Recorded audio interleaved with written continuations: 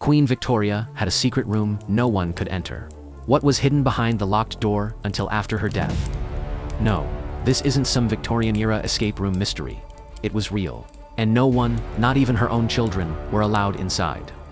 The room stayed sealed for decades, locked behind heavy oak doors at Windsor Castle. What was inside? A shrine. To a man no one in the royal court wanted to talk about. Let's step into one of the most private and controversial spaces in royal history. When Prince Albert died in 1861, Queen Victoria's world stopped.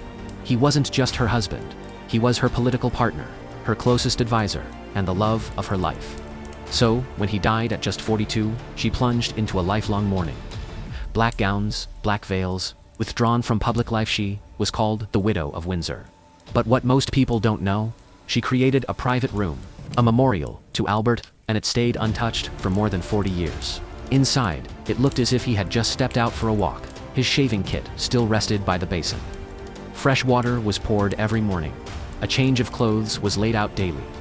Even his chamber pot was cleaned. For decades, this wasn't a display.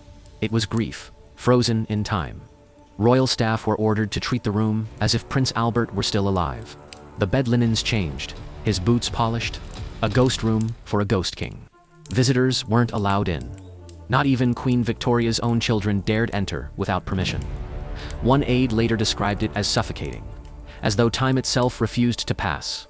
Now, here's where it gets even stranger.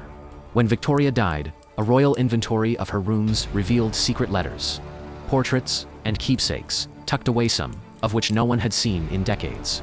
Among them, dozens of portraits of her servant, John Brown, a Scottish man many believed she had a romantic relationship with after Albert's death.